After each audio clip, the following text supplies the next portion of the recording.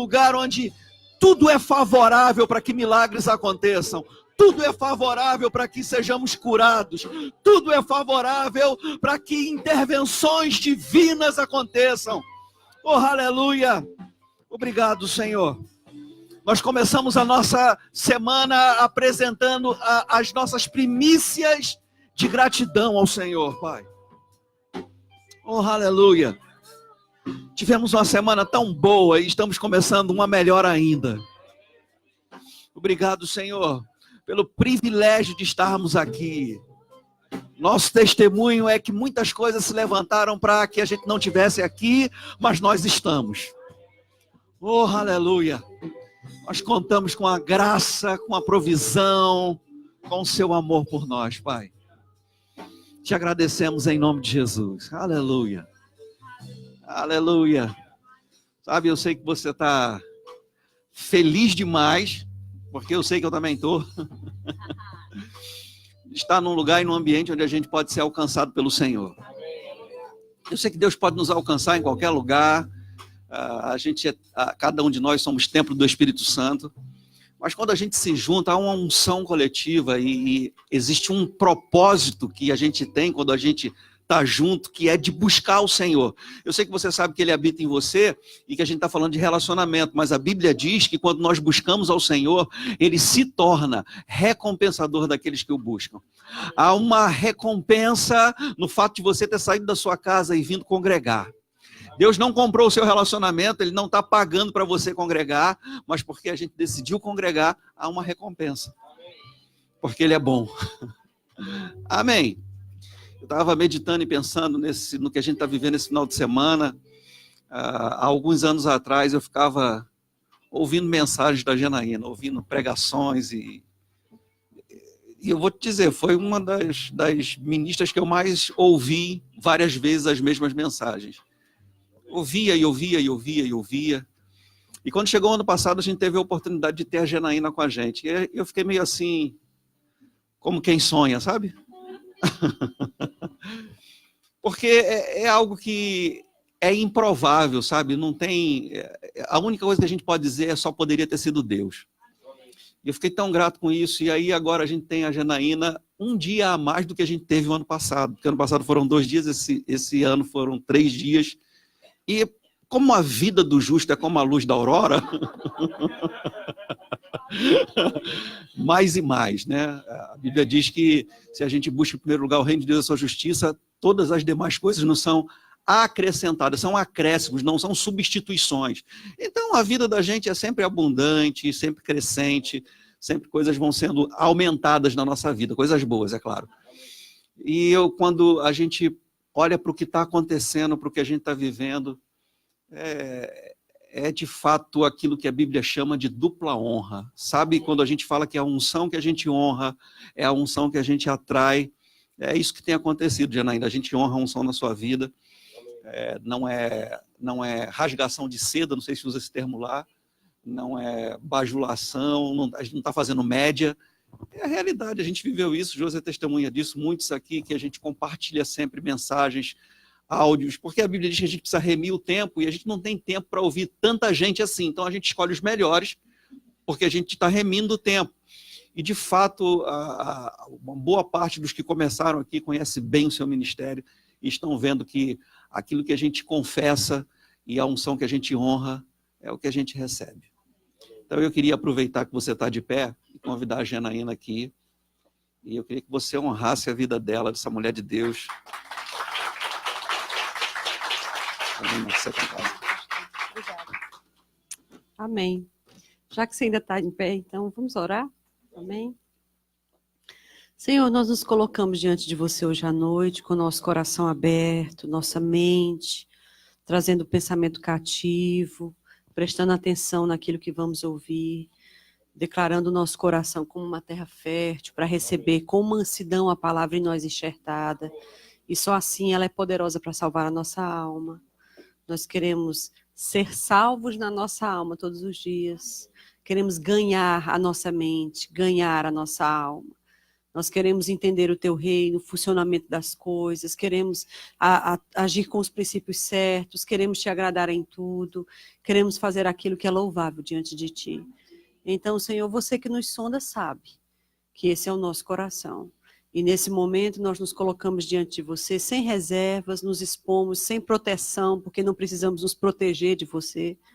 Então nós nos expomos para você, que a tua palavra possa achar guarida em nosso coração e frutificar a partir de hoje no que vai ser ministrado para o resto da nossa vida, no nome de Jesus. Amém. Glória a Deus. Vocês podem sentar, todos vocês.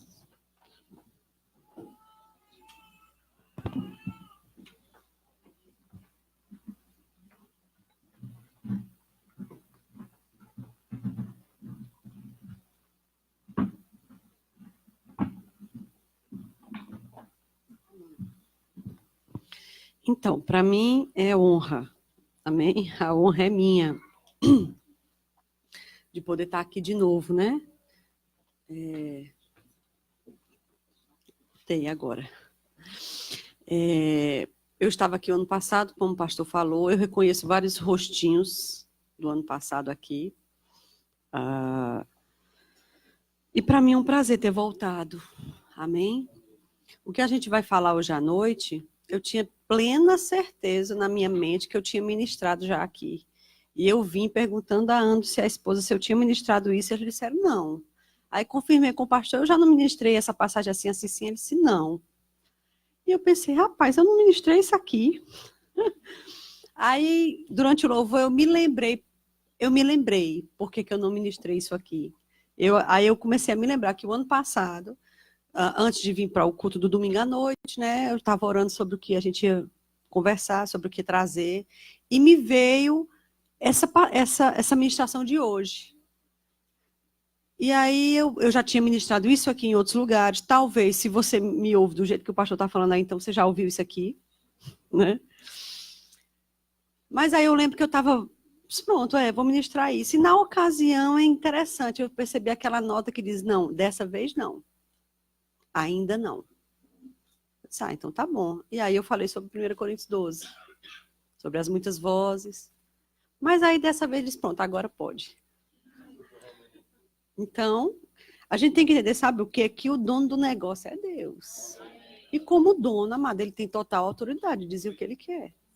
A gente tem que ter um pouquinho de cuidado, todos nós, né? Especialmente lideranças, porque às vezes a gente pega esse negócio dando tanto a nossa vida, o nosso sangue, o nosso tempo, o nosso suor, que a gente pode confundir achando que é nosso. Mas ainda vai ser dele. Depois você para e lê os evangelhos e começa a contar quantas parábolas diferentes Jesus relata nos evangelhos acerca de um mordomo que eu saí, deixei e coloquei uma pessoa lá. Porque o reino de Deus é semelhante a um homem que foi não sei para onde, deixou alguém cuidando não sei do quê. Sempre vai ter alguém encarregado de alguma coisa nos evangelhos, através das parábolas. Isso nada mais é do que aquilo que ele fez pela igreja, foi embora, deixou a igreja terminando o serviço e vai voltar para requerer o serviço da igreja. Ou do indivíduo. Você entende? Então, assim, esse negócio realmente não é nosso e a gente realmente depende de quem colocou na nossa mão, porque a prestação de contas é certa, né? Tanto coletiva como individualmente. Então, vamos lá. Então, vamos fazer esse negócio, né? Vamos abrir, por favor, em Mateus 17. Particularmente, eu gosto muito dessas passagens aqui. Nós vamos ler, vamos estudar hoje à noite, são quase 7 horas. A gente vai estudar hoje à noite 3 passagens distintas que estão falando sobre a mesma coisa. Estão querendo trazer o mesmo ensinamento na mesma área. E eu acho bem interessante como a Bíblia ela se costura a si mesma. Todas as 3 passagens estão dentro dos evangelhos, foram coisas que Jesus vivenciou e ele quer nos ensinar. Amém? E uma passagem costura junto com a outra para formar o quadro do que Deus está querendo mostrar. E a primeira delas está aqui em Mateus 17, 24. Diz assim: tendo eles chegado a Cafarnaum, dirigiram-se a Pedro os que cobravam o imposto das 2 dracmas. E perguntaram: não paga o vosso mestre as 2 dracmas? Sim, respondeu ele. Ao entrar Pedro em casa, Jesus se lhe antecipou, dizendo: Simão, o que é que te parece? De quem cobram os reis da terra impostos ou tributos? Dos filhos ou dos estrangeiros? E respondeu Pedro: dos estrangeiros. Jesus lhe disse: logo, estão isentos os filhos. Mas, para que não escandalizemos, vai ao mar. Lança o teu anzol, e o primeiro peixe que você fisgar, retira-o. Abrindo-lhe a boca, acharás um estáter. Toma-o e entrega-lhe por mim e por ti. Tem certeza que eu não ensinei isso aqui? Aqui? Tem? Pronto, então tá bom. Porque na minha cabeça eu já ensinei isso aqui. Ok. Então todo mundo já ouviu falar dessa passagem. Agora o que a gente precisa é entrar dentro da Bíblia, na nossa mente, e vivenciar a passagem. Porque aí ela vai fazer mais sentido para a gente. Então eu quero que você imagine a situação. Jesus sempre andava com os discípulos. Era o mínimo de povo que ele andava, né? Porque o resto era sempre multidão. Então Jesus estava andando com os meninos entrando em Cafarnaum. Né? Provavelmente Jesus não estava lado a lado com Pedro. Se eram 12 homens, às vezes tinham uns mais na frente, outros mais atrás, são 12 homens andando. Tá certo? Então Pedro vinha em uma certa altura do trajeto que talvez Jesus não estivesse perto dele. E aí os cobradores de impostos chegaram junto de Pedro. Há um contexto que a gente precisa entender que vai fazer essa passagem fazer mais sentido. Quando Jesus veio, Israel, Jerusalém, era domínio de Roma. Na verdade, Roma era o grande império do mundo. E todas as nações conhecidas, elas eram domínio de Roma. E Israel, e como todas as outras províncias de Roma, né, debaixo do domínio de Roma, pagava tributo altíssimo a Roma. E o povo era sufocado com aqueles tributos. Roma era cheia de soldado em todo canto, toda esquina tinha um soldado, era aquele sistema de aprisionador. Tanto é que vários grupos dentro de Israel achavam que o Messias, que é o libertador, o remidor, ia ser um grande valente guerreiro, para livrar o povo da mão de Roma. Você entende? Por quê? Porque eles estavam sendo engarguelados, pegados pelo gogó. Né? Ninguém gostava de cobrador de impostos, ninguém gostava deles. Eram pessoas que faziam além da medida, que cobravam exageradamente. Então, eles estavam sugando o povo de Israel. Eles estavam sugando Jerusalém. E eles sabiam disso. O povo sabia disso. Então, esse era o contexto em que Jesus veio. Um governo corrupto. Um governo sujo, que tira do povo mais do que realmente precisa. Você entende? Você já viu isso em algum lugar? Você sabe, amados, que quando a gente sai do Brasil e a gente vai, por exemplo, estava conversando com o pessoal, né, para os Estados Unidos, você compra melhor, de melhor qualidade, maior quantidade, por um preço muito inferior, e a gente está numa nação de primeiro mundo, lá nos Estados Unidos. É um absurdo, sabe por quê? Porque tudo que a gente paga aqui no Brasil tem enxertado bilhões de impostos dentro. É imposto disso, imposto daquilo, aquilo outro. Não se engane, quando alguém faz uma promoção de 50%, eles estão ganhando em cima daquilo. Lógico que eles não vão perder. Quer dizer, se o caba reduz aquilo metade e ainda está ganhando, quanto é que ele não ganha em cima daquele produto quando ele está no preço cheio? Sabe o que é isso? Gente engarguelando o brasileiro. Pegando pelo gogó do brasileiro e sugando, me dê mais, me dê mais, me dê mais. É por isso que o dinheiro não rende. É por isso que a moeda brasileira é fraca. Com um dólar, que seria, vamos dizer, $1, R$1. Com R$1 você compra o quê? Compra um picolé? Nem um picolé. Balinhas, né? Mas com $1 você compra várias outras coisinhas. É interessante, é uma grande diferença. Então eu quero que você imagine Jerusalém, Israel nesse momento, como brasileiro, por exemplo. Entende? Como a pobre da Venezuela, por exemplo. Engarguelada por gente corrupta, que quanto mais tem, mais quer. Entende? Que nunca basta, a medida nunca dá, e esse povo estava opresso, crendo, inclusive, que o Messias ia livrar eles até disso. Só que o Messias já estava entre eles, e eles não percebiam. E aí, o Messias ficou famoso, o povo botou o olho em cima dele, as lideranças botaram o olho em cima dele, não via a hora de conseguir pegá-lo, né? Não somente em cima dele, mas em cima dos 12. Tanto é que conseguiram corromper um deles, não é? Mas eles estavam de olho nele. E aí, quando eles viram os 12 passando, imagina a cena. Não é pecado imaginar a Bíblia, o pecado é imaginar a mulher pelada. O pecado é ficar assistindo Big Brother. E vendo a safadeza que o povo faz por debaixo do lençol. Pronto, isso é errado. Desculpa o termo, pastor. É porque quando o pastor Bode falava esse termo lá em Campinas, não era feio. Na boca dele, entendeu? Né? Aí a gente acaba pegando. Porque o pastor Bode era inocente, né? Era uma gracinha. Então, pronto. Então você deve imaginar a Bíblia. Então você imagina aqueles 12 homens entrando, chegando em Jerusalém. Um cobrador de impostos olhou para o outro, ó, pessoal de Jesus, vamos chegar junto ali. Aí Pedro estava mais por último, chegou um homem do lado do outro, Pedro andando, da fé, aqueles 2 homens de um lado do outro, botando pressão. Chegaram para ele e perguntaram, ei, teu mestre não paga não o tributo? Aí ele olhou, acho que ele nem pensou, ele conhece a índole do mestre, ele disse, paga. Pronto, aí a Bíblia não diz mais nada. Só que Jesus, ele devia ter percebido a situação. Ele viu o acuado de Pedro.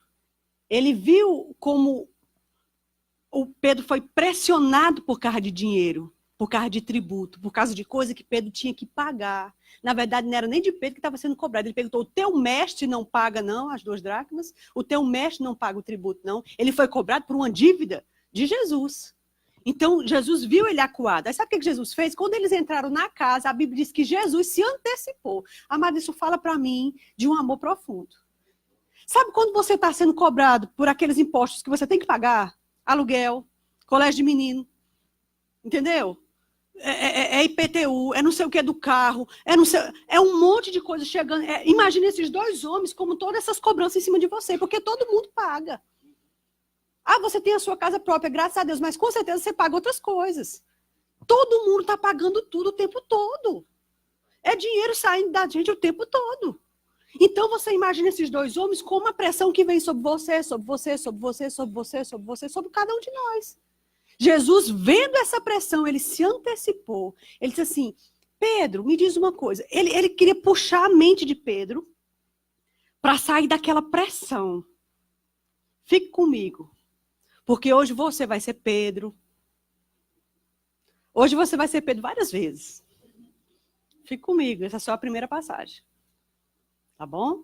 Então ele chegou para ele, se antecipou, antes mesmo de Pedro chegar para ele. Ô Senhor, me pegaram ali, me perguntaram, eu não soube o que responder. Antes disso, antes de Pedro ficar remoendo aquela angústia, aquele sofrimento, ele se antecipou para quebrar logo aquilo. Só Pedro, me diz uma coisa, vem cá, deixa eu ter uma conversa aqui contigo. Deixa eu fazer uma pergunta a tu. O que é que tu acha que é justo num governo? Pedir imposto daqueles que são da nação, que são filhos da nação, que produz para a nação, que faz a nação crescer, ou aquele povo estrangeiro? O que seria mais certo? Cobrar dos filhos, que são daqui, que faz a terra crescer, que deixa o seu suor aqui, ou dos estrangeiros, que chega de repente e vem aqui comer nossas coisas? A gente está parafraseando. Aí Pedro olhou e disse, Senhor, eu acredito que o justo seria cobrar dos estrangeiros. Aí disse, então se realmente eles tivessem a noção, a coerência de estar cobrando realmente dos estrangeiros e poupar os filhos, seria correto. Você entende? É esse nível de conversa que Jesus está tendo com Pedro. Jesus está falando sobre política com ele. Entende? Está conversando sobre tributos, sobre economia do país. Né? Não, realmente, Pedro, se eles tivessem essa noção de entender que o filho da nação merecia desconto, que o filho da nação produz para a nação, que o filho da nação não devia ser engarguelado com tanta dívida. Se quer cobrar alguma coisa, cobre do estrangeiro, mas não cobre do filho. Realmente eu concordo com você. Ou seja, ele estava dizendo em outras palavras, Pedro, eu sei que o governo é corrupto. Ele está dizendo, brasileiro, eu sei que tu paga coisa demais. Eu sei que está embutido na tua vida um monte de tributo que você nem deveria, isso é injusto com você. Eu sei. Ei, pessoal de Mesquita, eu sei. Ah, que coisa linda. É isso que Deus está dizendo. Ei, eu sei. Não tem nada que você não passe e que você não tire do seu bolso que eu não estou vendo. Eu sei que você é engarguelado com muitas dívidas. Eu sei que você tem um aluguel. Eu sei que você tem menino. Eu sei que você tem sapato de menino. O pé do menino cresce, é outro sapato. Eu sei. Eu sei que eles são injustos. Eu sei que eles são corruptos. Eu sei que eles estão sugando de você além da medida. Fica tranquilo. Eu sei disso. Aí ele diz assim, mas para a gente não escandalizar, para a gente não emitir uma nota fria, para a gente não passar um cheque sem fundo, para a gente não agir como o mundo age, porque quando uma pessoa é injusta com você, roubando você na cara lisa, dá vontade de você ir lá e passar uma perna nele também. Aí você está dando para ele a mesma face que ele te apresentou. Entende? Mas os maduros conseguem oferecer uma face diferente. Ele disse, para a gente não escandalizar, vamos fazer o seguinte, Pedro, vamos trabalhar. É interessante que ele não sugeriu a Pedro que ele fizesse qualquer outra coisa além do que ele já sabia fazer. Pega teu anzol, vai no mar e lança. Ele sugeriu a Pedro trabalhar. Tu vai no mar, pega esse anzol e lança. O primeiro peixe que você pegar, Pedro, tu abre a boca dele. Você vai achar dentro da boca dele um estáter, que é uma moeda muito maior, de maior valor do que essas 2 dracmazinhas. Aí tu faz o seguinte, ó, tu paga por mim e por ti. Porque a dívida, eu sei que tu fosse cobrado por uma coisa minha. Mas aí eu vou mais longe, tu paga a mim e paga a tua. E se ele disser, tem troco, você diz, pode ficar. Entendeu? Aí você imagina Pedro com essa tarefa de ir no mar, pegar um peixe. Pedro era pescador antigo, experiente. Pescou muito peixe, tinha dia que não pescava nenhum. Então ele conhece sobre isso.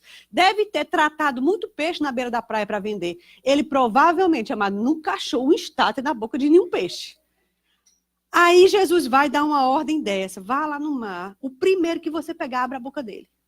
Você vai achar isso e isso. É interessante como ele tinha que driblar o raciocínio, a mente natural, a experiência de anos de pescador e dizer, se ele mandou, eu vou fazer.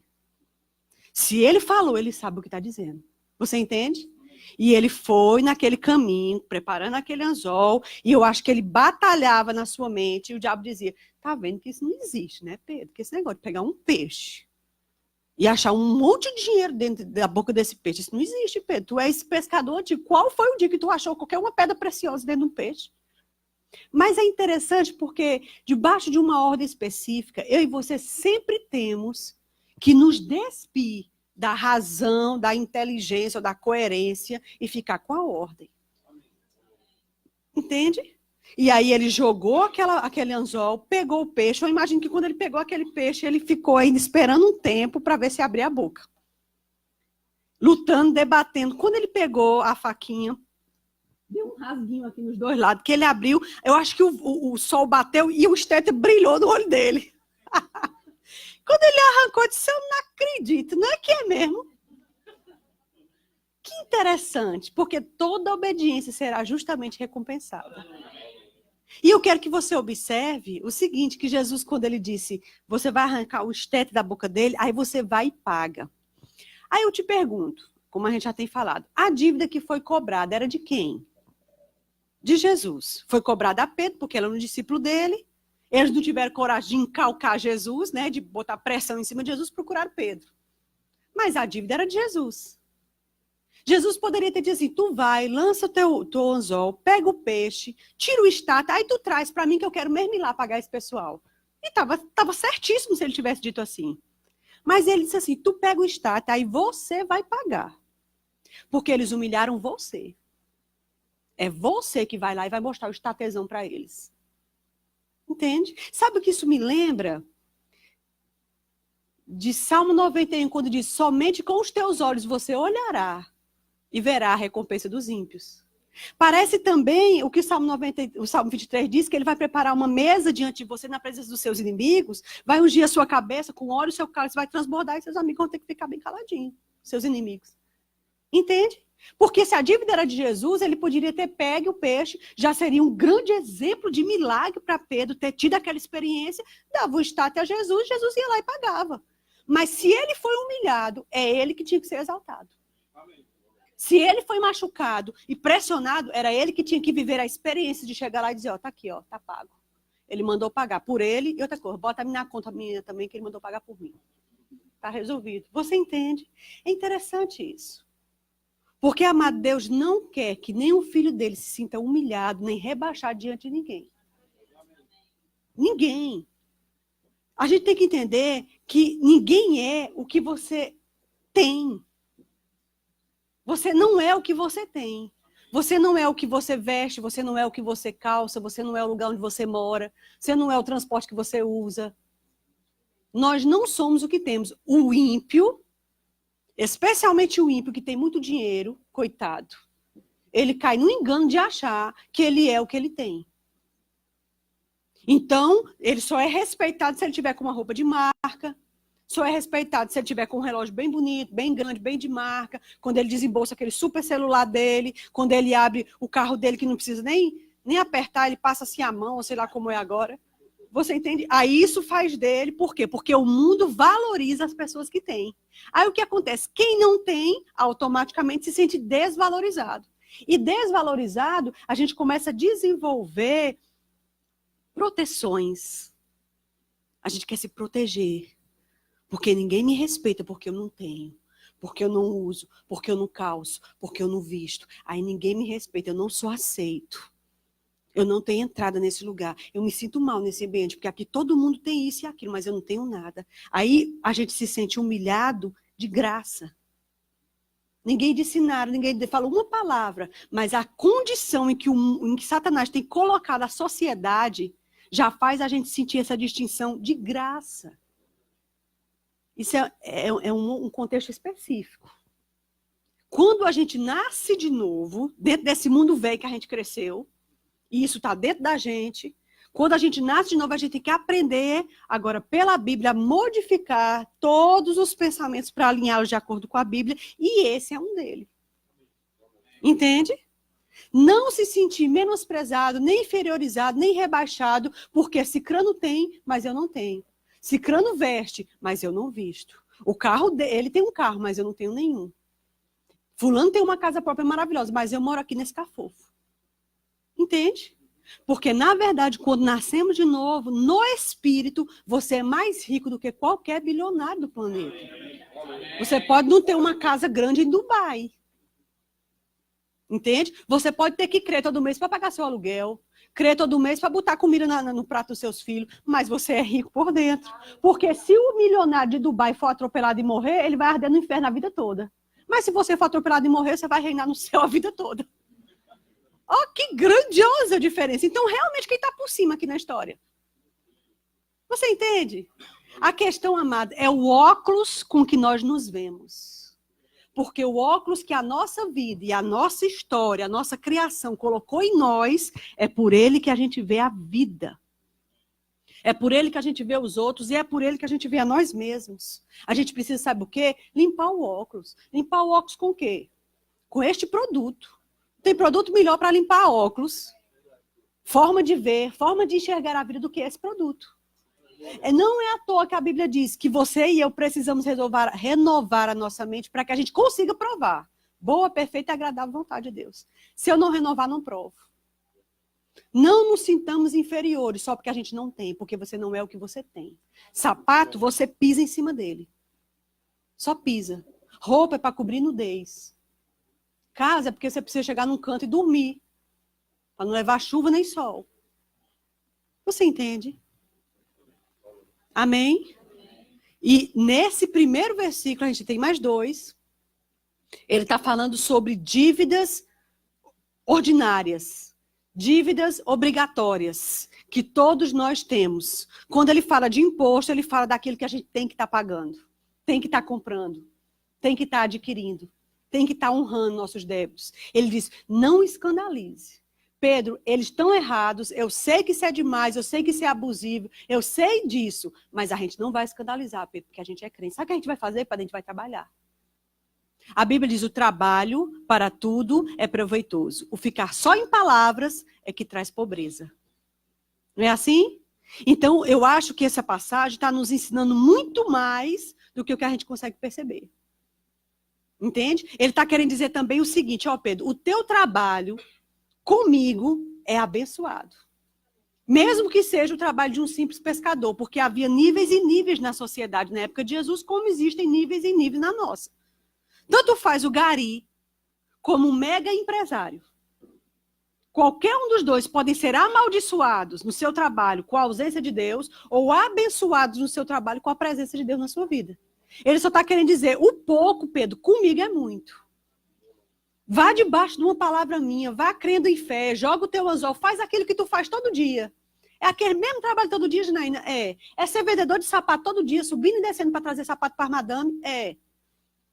É sendo gari? É sendo faxineira? Pegando uma lavagem de roupa? O que é que você faz? O que é que você trabalha? Pronto, no seu trabalho você deve ser o melhor. E Deus vai abençoar o fruto do seu trabalho, porque o pouco com ele é muito. Você entende? É isso que ele está dizendo para Pedro. E eu vou te ajudar, Pedro, a pagar suas contas ordinárias, porque eu sei que você precisa dessas coisas. Amém? Uma vez disseram para Jesus, aliás, Jesus ensinando para o povo, ele disse, olha, o povo do mundo briga e se degladeia por essas coisas. Mas o vosso Pai que está no céu bem sabe que necessitais delas. Gente, quando a pessoa diz assim, eu bem sei o que tu está passando, ameniza 50% da sua dor na hora. Impressionante. Alguém que tem empatia com você e diz, eu sei o que você está passando, pronto, parece que ali 50% do problema já foi. Quando ele diz assim, o teu pai bem sabe, rapaz, o que tu está precisando, pronto, passou ali 50%. Ele está querendo dizer o seguinte, eu entendo você. Não tem nada que você não passe, que eu não veja, não. Jesus esteve aqui embaixo, teve que pagar tributo, cobrar até a ele, meu filho, não vão cobrar você. Você entende? E Jesus teve que confiar num sobrenatural desse, porque, venhamos e convenhamos, você jogar um anzol, pegar um peixe e achar $100 dentro do peixe é uma bênção. Nunca aconteceu isso comigo. Mas precisando, Deus pode fazer. Entende? E é interessante que, no caso de Pedro, já era a segunda experiência com esse negócio de peixe que Deus dava a ele. Porque eles não se conheceram, não foi nessa questão, né? Não lança do outro lado, sobre as tua palavra eu vou fazer, porque eu passei a noite toda e não peguei nada. Mas se você está dizendo, eu vou fazer. Então Pedro era experimentado sobre fazer as coisas debaixo de uma ordem de Deus. Seja experimentado em obedecer a Deus prontamente. Porque aí ele não vai te dar só uma experiência, não vai dar 2, vai dar 3. Isso aí vai se tornar cada vez mais testemunhos para você abençoar outras pessoas. Estão comigo? Amém. Deus poderia ter orado junto com ele. Pois vamos orar aqui, Pedro. Pai, em nome de Jesus, manifesta agora que isso aqui se torne num estáter para a gente pagar a nossa dívida. Pronto. Mas ele quis que Pedro tivesse uma experiência. Nem sempre vai cair do céu. Às vezes Deus quer que você tenha a experiência de confiar nele e de ir lá e fazer. E ver que ele pode manifestar sobrenaturalmente. Amém? Estão comigo? Ok. Vamos caminhar então. Está pronto para a próxima etapa? A próxima etapa está em Marcos 11.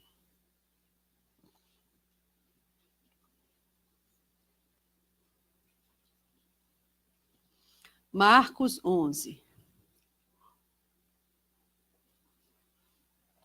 Versículo 1. Diz assim. Quando se aproximavam de Jerusalém, de Betfagé e Betânia, junto ao Monte das Oliveiras, enviou Jesus 2 dos seus discípulos e disse-lhes, ide à aldeia que está aí adiante de vós. Logo ao entrar, achareis preso um jumentinho, o qual ainda ninguém montou. Diga, ninguém montou. 0 quilômetro, então, né? Pronto. O qual ainda ninguém montou. Desprendei-o e trazei-o. Se alguém vos perguntar, por que fazeis isso? Respondei, o Senhor precisa dele e logo o mandará de volta para aqui. Então foram e acharam o jumentinho preso junto ao portão do lado de fora da rua. E o desprenderam. Alguns dos que ali estavam clamaram, ei, que fazeis soltando o jumentinho? Eles, porém, responderam, conforme as instruções de Jesus. Diga, conforme a instrução.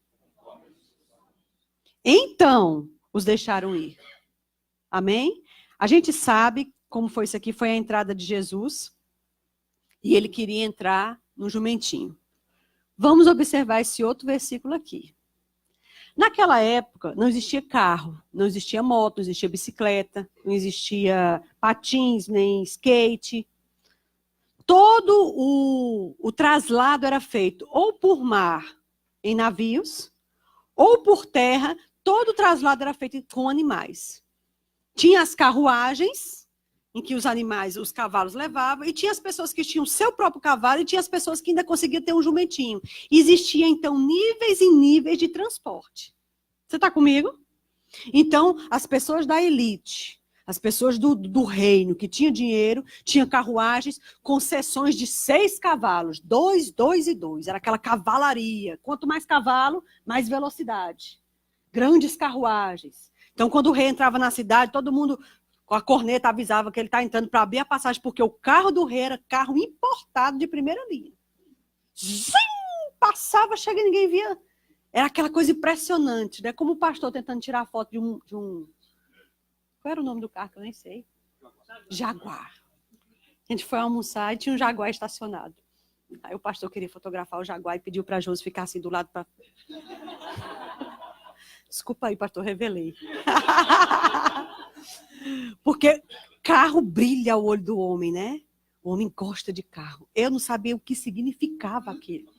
Para mim era um carro preto. Né? Normal. Mas o pastor entende de carro.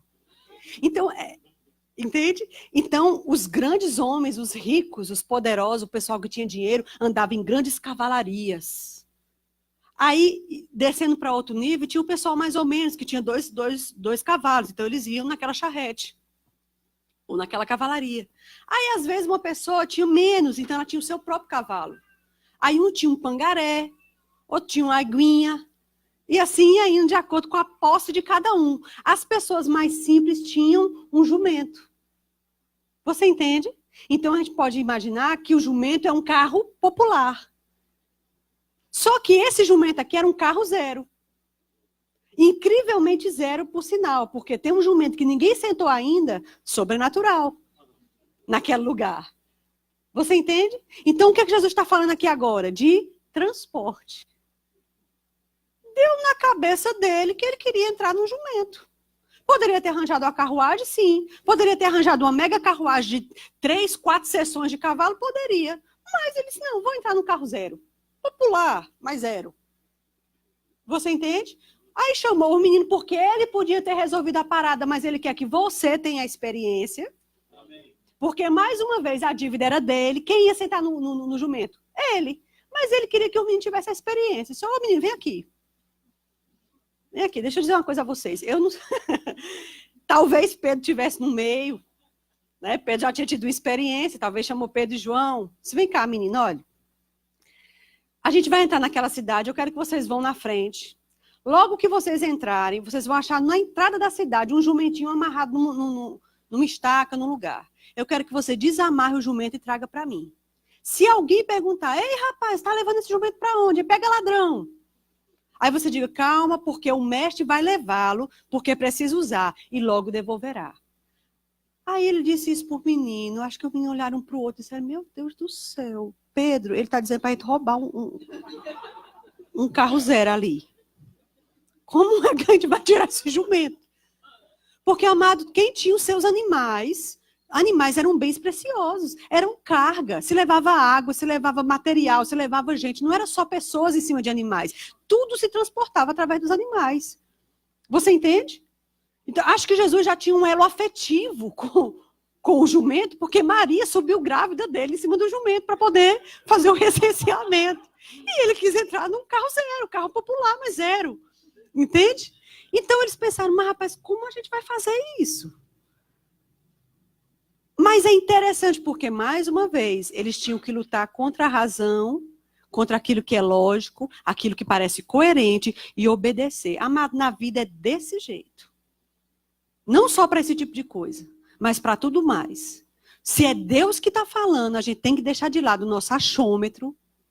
Não, mas eu fui criado assim, vou morrer assim, nasci assim, Gabriela. A gente não pode ser crente Gabriela. A Bíblia diz assim, não vos movais facilmente da vossa forma de pensar. A Bíblia não diz, quando você pensar de um jeito, morra pensando desse jeito, não mude nunca. Não. A Bíblia diz, não mude facilmente. Mas uma vez que a Bíblia te convence, mude seu pensamento. Você entende? A gente não pode ser cabeça dura. A gente tem que ser cabeça mole. Porque na hora que a palavra entra e convence, a gente descobre, então o jeito certo era esse aqui, então eu vou trocar o jeito que eu fazia e vou fazer esse jeito aqui, porque é o jeito da palavra. Acabou. Deus gosta de crente flexível. Porque a sabedoria que vem lá do alto, ela é primeiramente pura, e aí ele diz uma lista, mas dentro da lista ele diz tratável. Sabe o que é uma pessoa tratável? Que você consegue corrigir. Que você consegue dizer, olha, isso aqui não está bom, você pode tomar esse outro caminho, e a pessoa tomar. Às vezes você pode não ouvir um líder, uma amiga, um marido, uma esposa, mas pelo menos a gente tem que ouvir Deus. E outra coisa, se dobrar para Deus na hora. Tem gente que ainda quer se debater com Deus, ainda quer... Irmãos, Deus falou, acabou. A gente pode, e é nosso direito, se for o caso, receber alguma explicação sobre aquilo, mas se ele não quiser explicar sobre nada, quer que a gente obedeça cegamente, a gente tem que fazer, porque nisso consiste grandes recompensas. Deus precisa de nós em lealdade. Então os meninos tiveram que pensar sobre isso, ignorar o ego deles, porque se alguém levasse uma pisa lá, não era Jesus, não, era eles. Se alguém dissesse, é o ladrão, prende aí o ladrão, não era Jesus, não, era eles. Deus manda você fazer algumas coisas aqui na terra, mas é você que vai fazer. Ele vai estar no céu assistindo, entre aspas. Mas, na verdade, ele sabe que a obediência dos meninos ia abrir a porta. Então, os meninos foram, acho que conversaram um com o outro. Aí, João disse, olhou para Pedro e disse, ô Pedro, esse negócio vai dar certo. Ele disse, olha, rapaz, eu já tive uma experiência com Jesus nessa área, de obedecer e fazer umas coisas bem doidas. Eu sei como é que é. Vamos que vai dar certo. Então, eles foram chegando. Realmente, quando eles olharam, viram um jumento. Aí olharam de um lado para o outro, viram que não tinha ninguém. Rapidamente, vai, solta tu agora rápido, bem rápido, vamos. Aí foram puxando o jumento. Aí quando o jumento fez o lado, o pessoal, rapaz, tá fazendo aí com esse jumento? Aí a Bíblia diz que eles responderam exatamente como foi ordenado, como Jesus mandou. Se eles tivessem alterado o texto, o resultado teria sido diferente. Mas como eles disseram exatamente o que Jesus falou, mesmo que disserem em fé, não, é porque o mestre disse que precisa dele e vai devolver. Aí o pessoal deixou eles levar, eles ficaram impressionados. Vale, meu Deus, vão deixar a gente levar mesmo. Por quê? Porque obedeceram. É interessante fazer exatamente como ele mandou. Não tenta acrescentar alguma coisa da sua cabeça. Faça o que ele disse que é para fazer. Aí o pessoal deixou. Aí eles saíram com o jumento, aí chegaram lá cheio de pompa. Aí os outros discípulos estavam lá, e quando viram que eles estavam chegando com o jumento aí, rapaz, trouxemos jumento, Jesus. E foi difícil? Não, realmente foi muito difícil. Porque os caras falaram, ei, rapaz, e aí? Onde é que está esse jumento? Vai levar para quem? E a gente só respondeu, eita, foi a moral. Na hora que a gente respondeu, disse, certo, pode levar, está aqui. Só que, na verdade, eles estavam tremendo na base. Né? Na verdade, eles estavam por dentro, ai, meu Deus, será que vai dar certo? Às vezes, é assim. Parece que você enfrentou aquele gigante bem corajosamente, mas às vezes você fez botando muita força. Você entende? Muita força. Mas no final vai parecer até que você estava todo pronto. Quando Jesus está falando sobre jumentos, ele está falando sobre transporte. Transporte fala literalmente de transporte, de você precisar de um transporte. Esse ponto aqui, esse segundo ponto que a gente está tratando, está falando de transporte. Há dois viés aqui dentro desse transporte que eu quero trazer. O literal, você tem o quê? Janaína, hoje eu não tenho uma bicicleta. Então você pode conseguir crer para quê? Para uma bicicleta? Então creia. Não, minha fé vai até uma moto. Vai, você acha seguro? É seguro ter uma moto dentro do Rio de Janeiro? Fique em paz. Tem freio? Não faça. Estica mais um pouquinho e crê para um jumento. Um carro popular. Você entende? É interessante isso. A maioria de vocês mora longe daqui. E você precisa chegar. E às vezes você fica de condução em condução, de condução em condução. Quantas vezes durante esses 2 dias e meio eu ouvi falar que o Uber estava lá em cima? Chamei o Uber, estava mais de R$100. Chamei o Uber, eu ouvi isso demais. Essa questão de transporte, eu quero que você saiba, povo de Mesquita, não é luxo, é necessidade. Eu não sei quantos estão crendo sobre isso, quantos estão orando sobre isso. Às vezes você pode dizer, Janaína, já tem um transportezinho, mas esse aqui já está... A gente precisa trocar. É um jumentinho, mas a gente precisa de um cavalo agora. Entende? Amém? Então, creia para o seu cavalo. Porque a vida é de estações. Amém? Você começa com a bicicleta.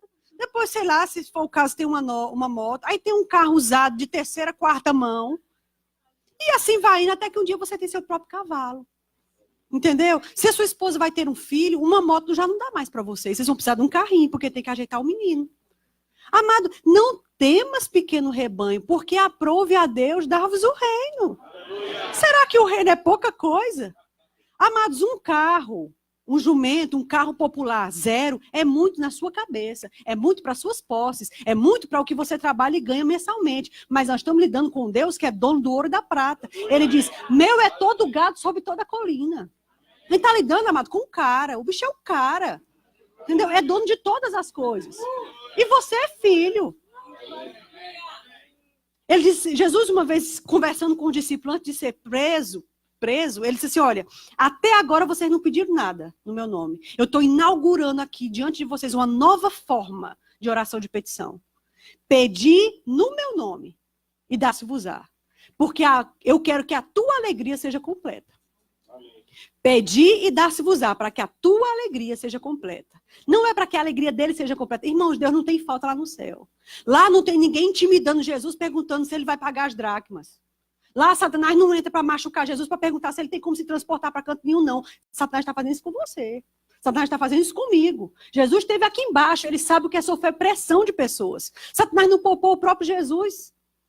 Jesus soube o que é ter que pagar, o que é ter que alimentar. Tinha que dar comida para 12, não era só o dele não, era dormindo tudinho. Ele sabe o que é isso. Que bom, porque temos um advogado que não tem como não se compadecer de nós. Porque como nós, em tudo foi tentado, só que sem pecado. Oh, que maravilha! O cara desceu aqui, amado, viveu o que você vive. Ele teve que pedir o barco de Pedro emprestado, porque a multidão amassava ele e disse, eu tenho que ficar vivo, me empresta teu barco aí. Saiu um pouquinho mais da praia e do barco ele pregava. Só que ele não tinha um barco naquela hora, teve que pedir alguém. Ele nem se doeu por causa disso, pediu emprestado, depois devolveu. Pediu o jumento, depois devolveu. Você entende? O que eu quero te dizer é que nós temos um líder maior que viveu aqui embaixo e sabe o que são essas pressões. Fica tranquilo. Porque a questão não é o que ele pode fazer, é o que eu consigo crer. Não é o que ele tem para fazer, é o que eu consigo crer. Porque ao que crer, todas as coisas são possíveis. Janaína, nesse negócio de fé é tão complicado, mulher, eu não entendo isso. A gente precisa, primeira coisa que a gente tem que parar de fazer é de dizer que não entende.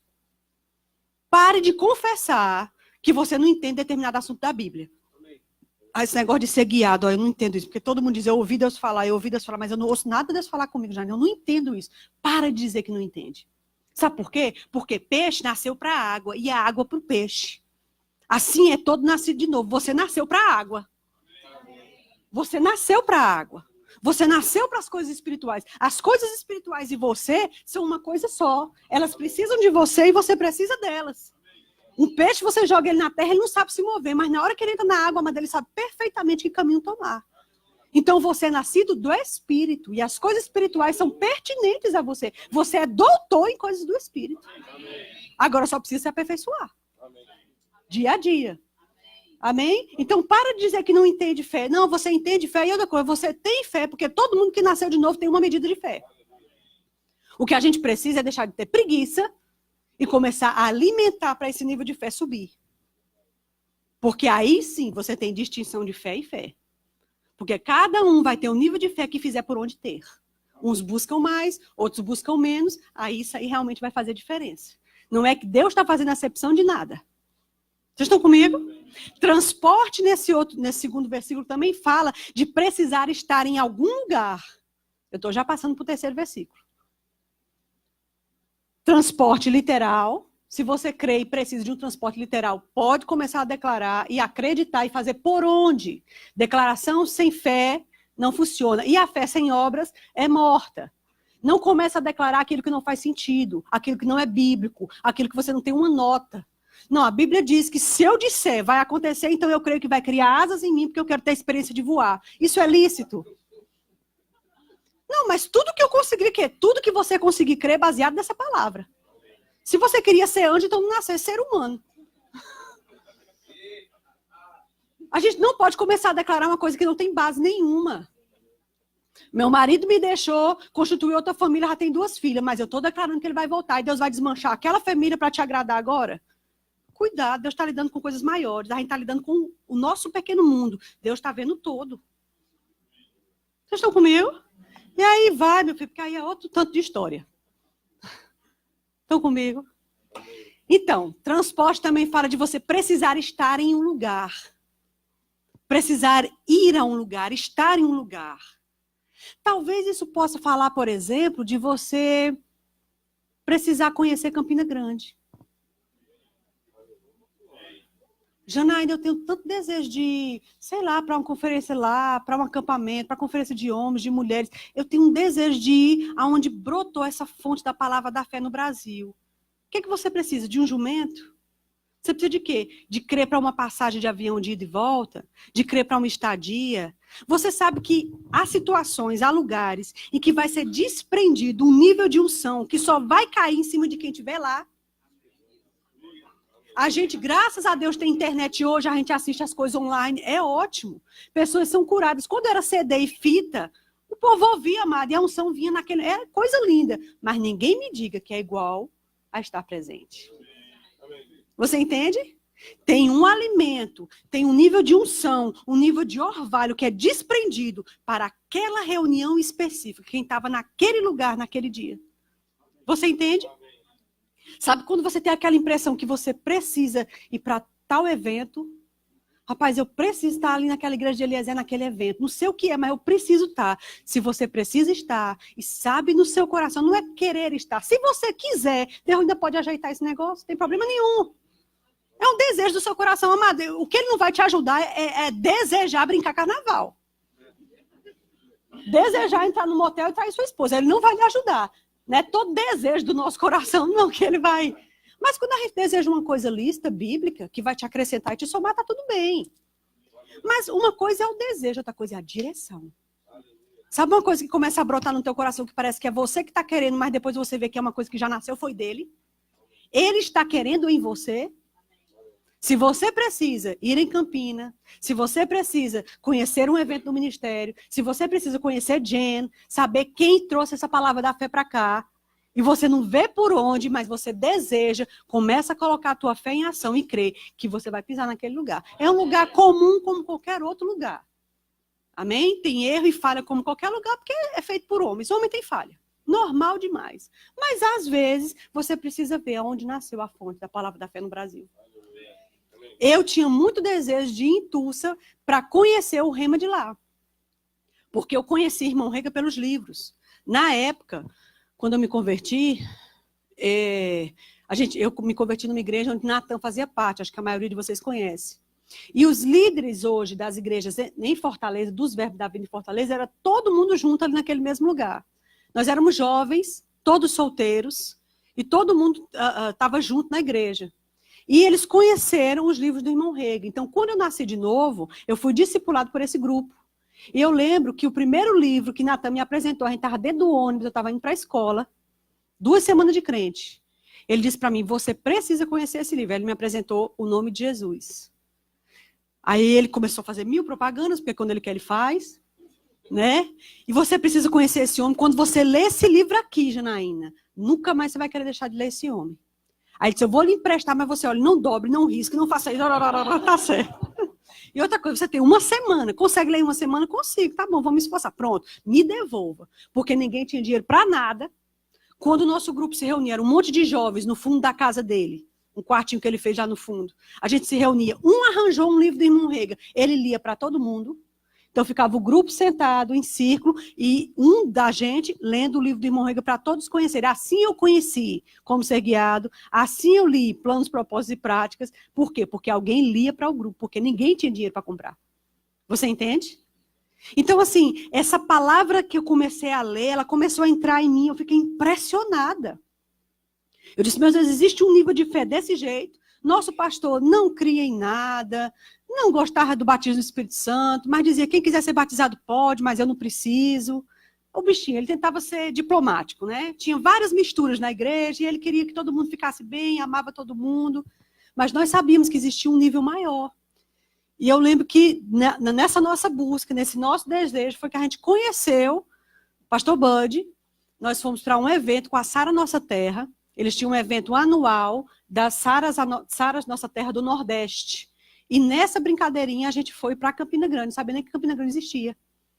Mas eles disseram para nós, antes da gente sair, a gente pegou o roteiro e Natan descobriu, tem um graduado do Rema que vai estar pregando nesse dia. Aí a gente ficou louco, disse, não acredito.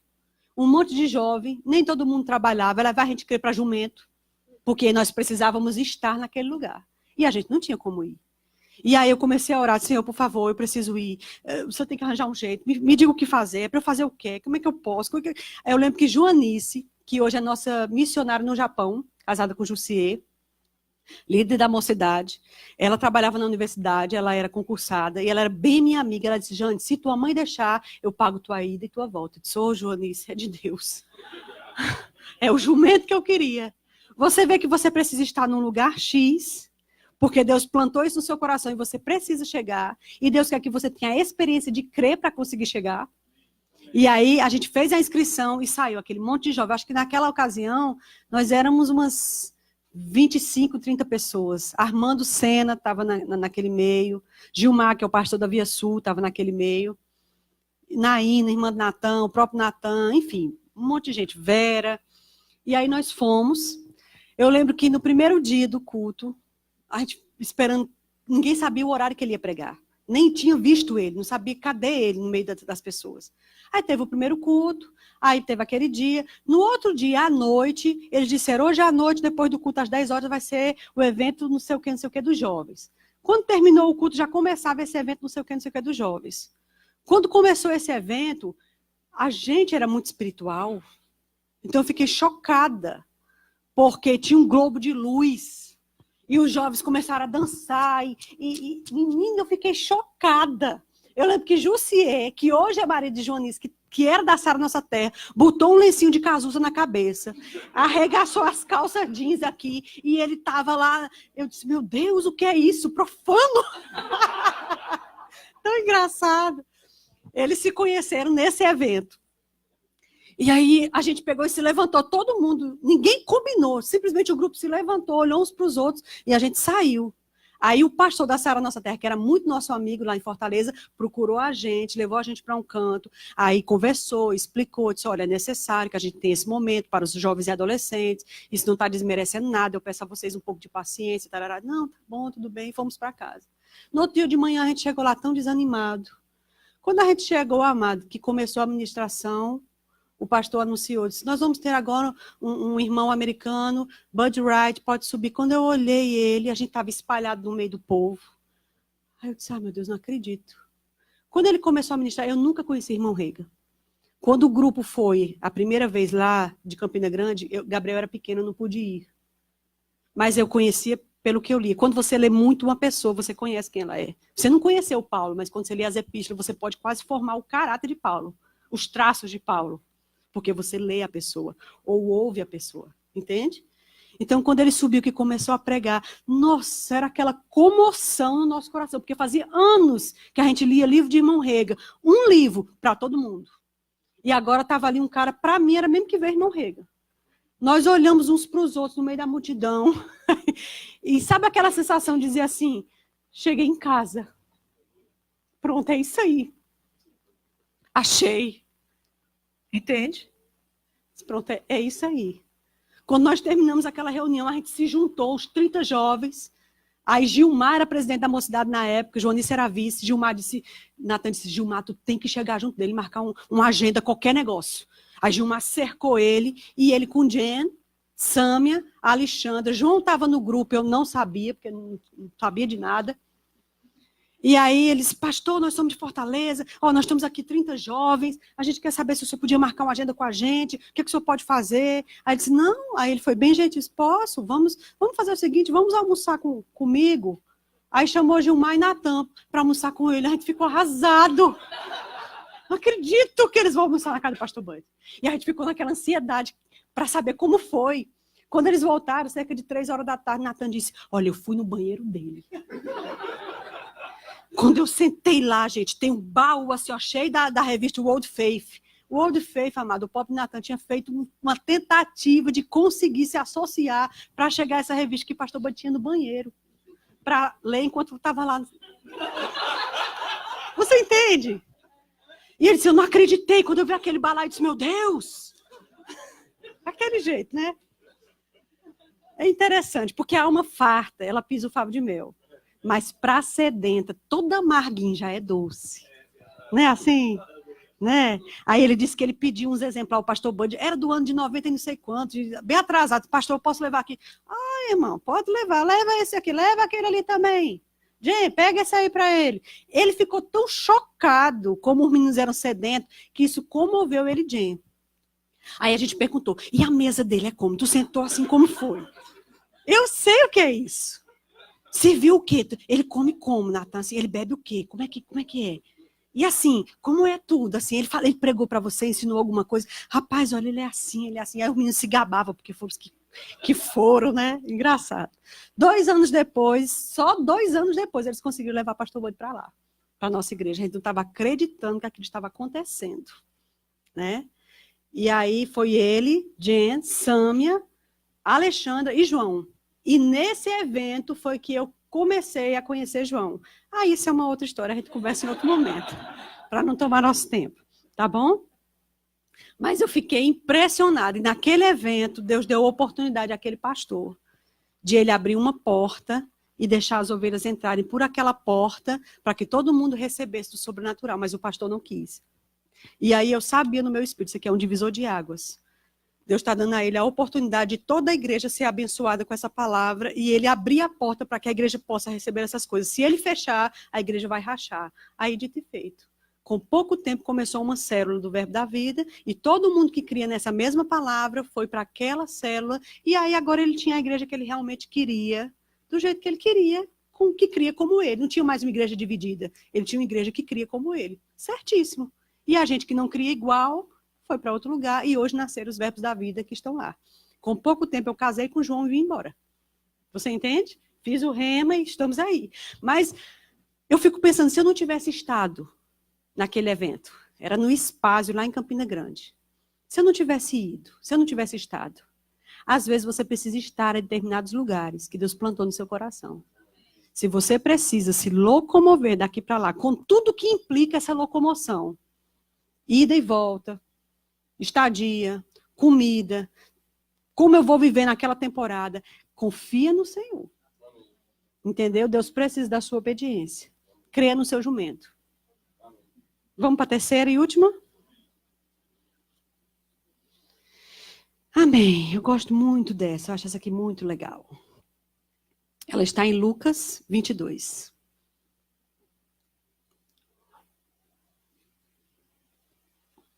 Fique comigo. Que hoje eu tô de saideira. Tá bom? Lucas 22, versículo 7. Diz assim: Chegou o dia da festa dos pães asmos, em que importava, ou seja, era necessário comemorar a Páscoa. Jesus, pois, enviou a Pedro e João, dizendo: Ide, preparar-nos a Páscoa para que a comamos. E eles lhe perguntaram: Onde queres que a preparemos? Então lhes explicou Jesus: Ao entrares na cidade, encontrareis um homem com um cântaro de água. Segui-o até a casa que ele entrar. E dizei ao dono da casa: O mestre manda perguntar: Onde é o aposento no qual hei de comer a Páscoa com meus discípulos? E ele vos mostrará um espaçoso cenáculo, diga espaçoso. Um espaçoso cenáculo mobiliado, diga mobiliado. Ali fazei os preparativos. E indo, tudo encontraram, como Jesus lhe dissera, então prepararam a Páscoa. Pronto, esse aqui é o último. Eu acho fenomenal. Imagine a cena. Estava chegando perto da Páscoa. Essa Páscoa aqui era a última que ele estaria com os discípulos antes de ser preso e morto. Essa aqui é aquela que descreve no Evangelho de João, do capítulo 13 ao 17. Foi aquele que lavou os pés dos discípulos, foi aquele que falou sobre o Espírito Santo, entendeu? Ele deu várias instruções que em 3 anos e meio ele não falou, mas falou nesse dia.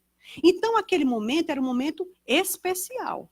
A Bíblia diz que importava para ele comemorar aquela Páscoa com os discípulos. Amado, sentar e comer com os discípulos, partir o pão, beber vinho, eles fizeram a vida toda em 3 anos e meio.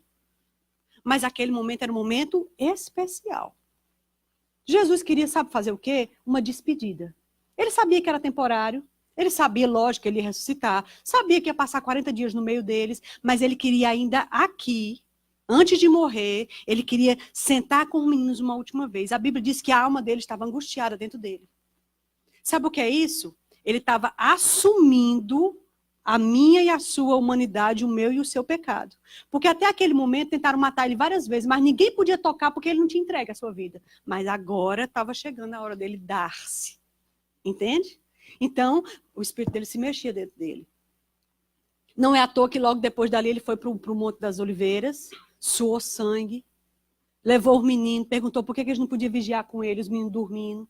Não é à toa que ele disse, Senhor, se for possível, passa de mim esse negócio, todavia seja feito o que você quer, mas você entende?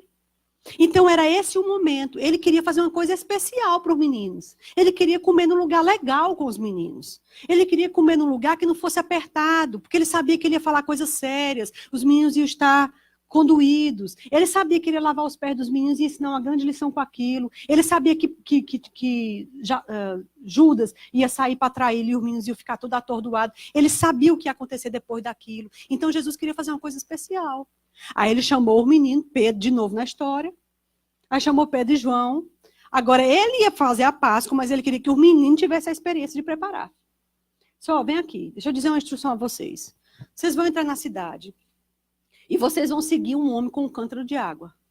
Aí eles já olharam para o outro e disseram, um homem com um cântaro d'água. Porque quem tira água é mulher. Na Bíblia todinha, no Velho e no Novo, você não vê um homem com um cântaro d'água. Aí, acho que João olhou para Pedro e Pedro, onde é que a gente vai achar um homem, meu filho, com um cântaro d'água?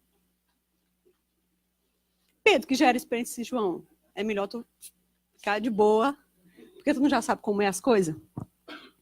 E ele disse, você vai seguir esse homem no meio da cidade. Agora você imagina esses dois seguindo esse homem, se escondendo para ninguém, e seguindo o homem por onde o homem andava dentro da cidade. No lugar onde o homem entrar, quer dizer, ele ia entrar num canto, e os meninos iam emburacar na casa dos outros, uma casa alheia que eles nem sabiam.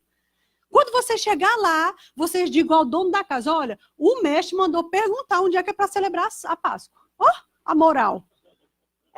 Tinha que confiar muito na ordem que Jesus estava dando. Porque, mais uma vez, eles tinham que se despojar da razão e confiar que Deus estava sabendo o que estava fazendo. Aí eles foram e disseram, meu Deus do céu, é cada uma que a gente tem que vivenciar. E aí, quando eles entraram na cidade, realmente eles olharam e disseram, aquele homem com aquele negócio. E aí eles começaram a seguir o homem no meio da cidade. O homem subia, descia, entrava, e eles seguindo o homem, até que o homem entrou num lugar bem grande. Quando ele entrou, eles ficaram pensando, nossa, meu Deus, será que vão achar que a gente está invadindo a casa alheia? E se a gente for preso? Mas eles seguiram o homem e entraram na casa. Logo o dono da casa se apresentou. Pois não? Aí eles tinham a decisão de fazer exatamente como Jesus disse. E a Bíblia diz que indo eles e contaram tudo conforme foi dito. E aí eles obedeceram mais uma vez. E eles disseram, o Senhor manda perguntar, onde é o lugar que comeremos a Páscoa? Aí o homem levou eles para um lugar amplo, espaçoso e mobiliado. Diga lugar amplo, espaçoso e mobiliado. O que adianta ser amplo e ser vazio? O que adianta ser espaçoso e não ter um canto para sentar?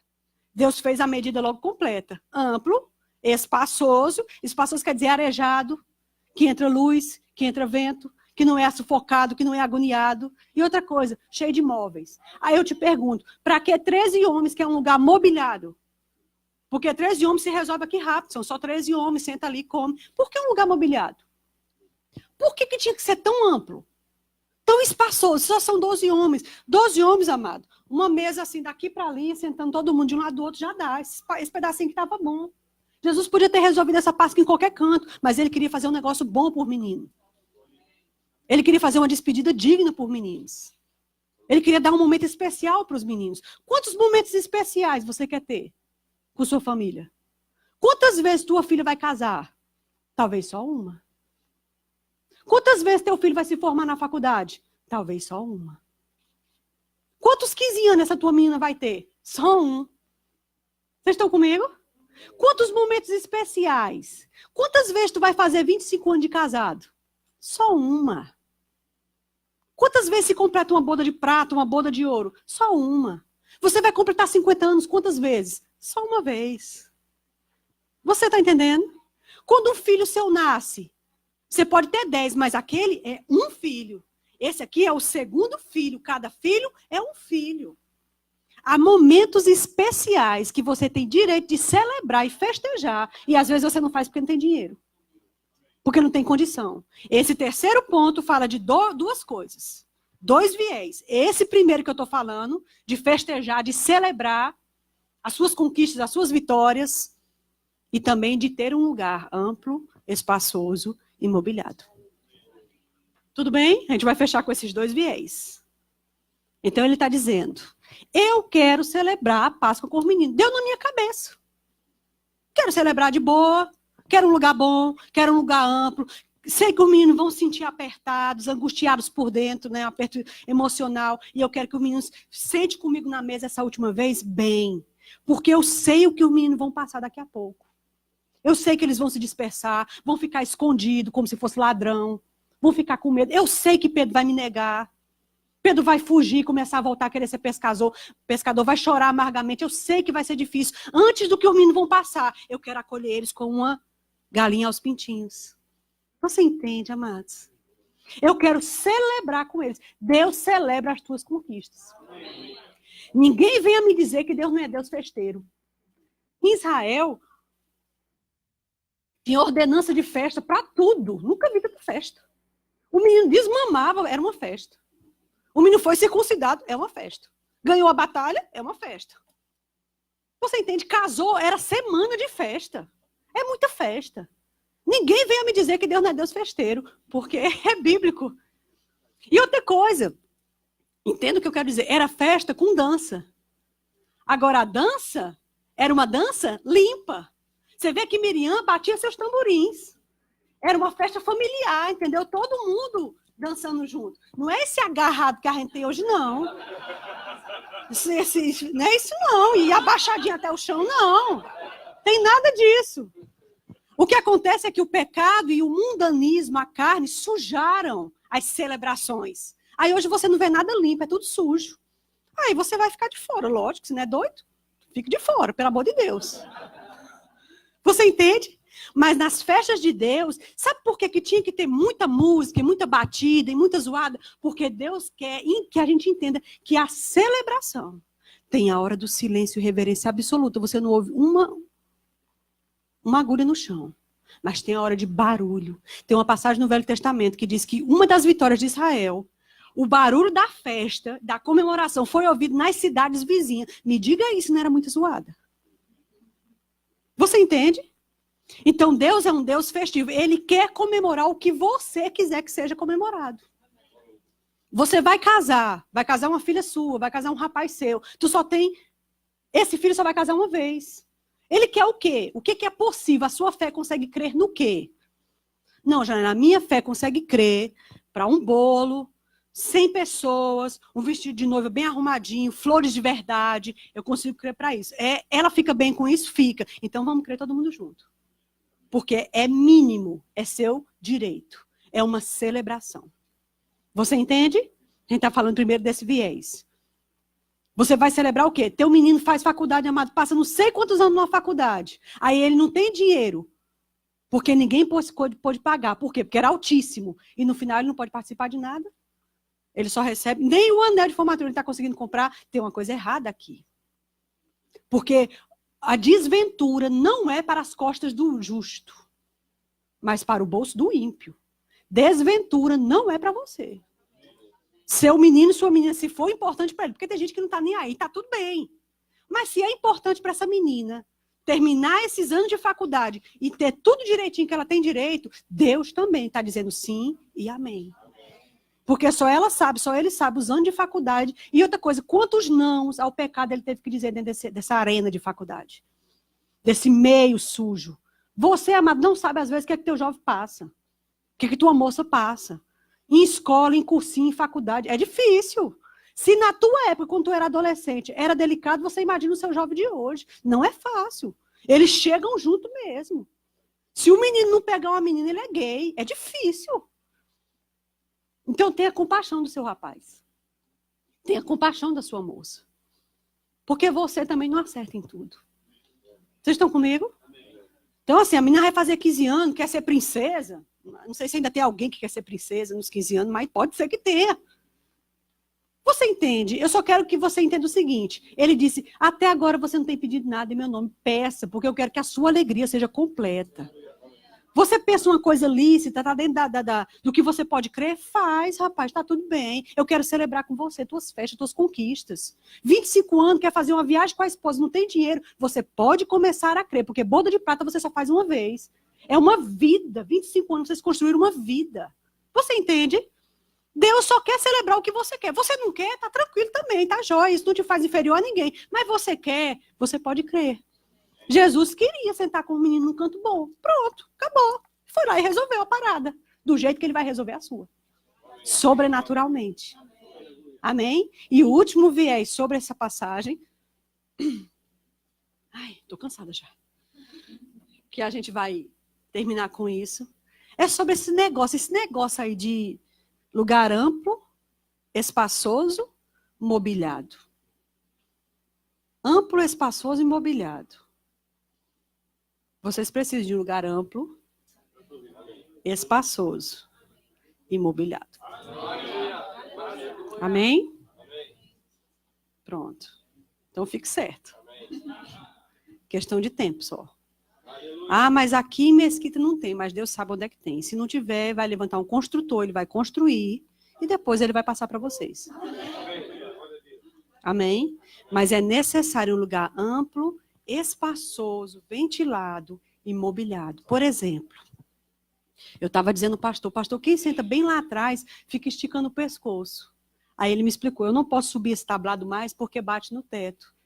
Precisa disso? 1 hora não terá mais necessidade disso. Você entende?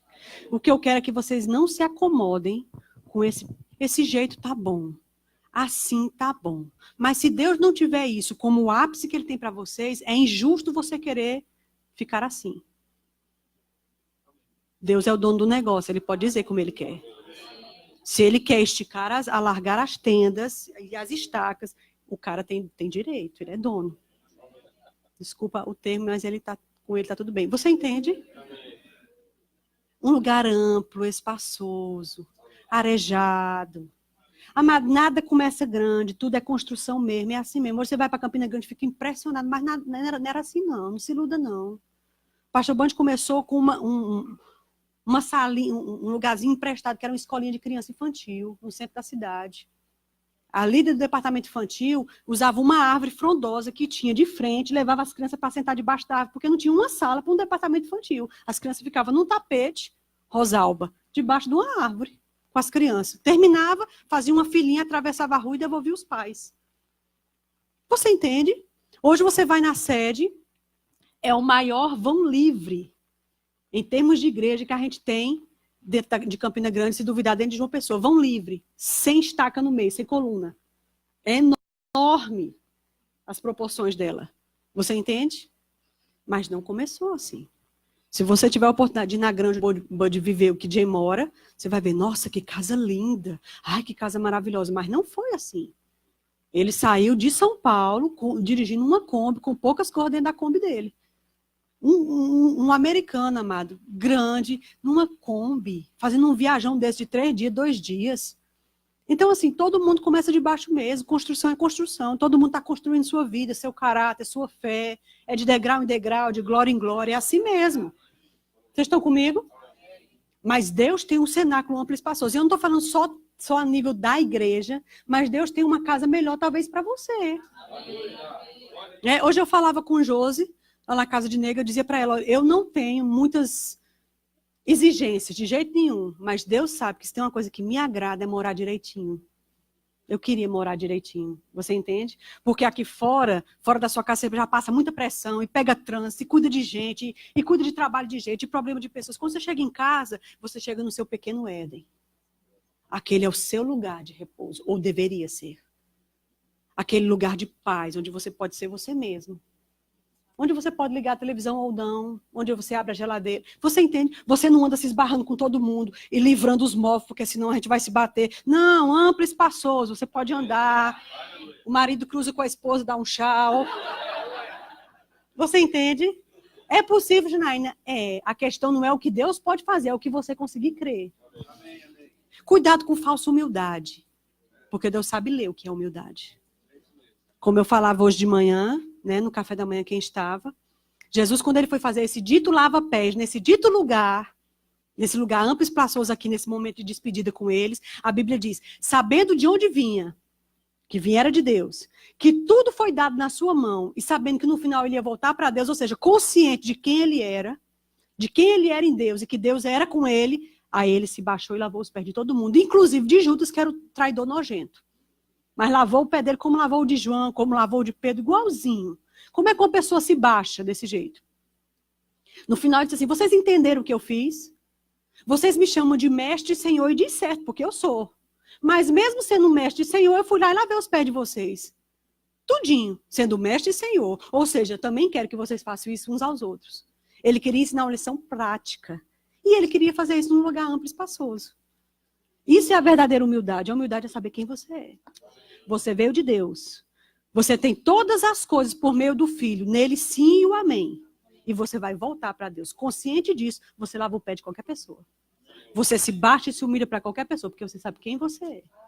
Não é necessário o aplauso humano, mas o aplauso divino.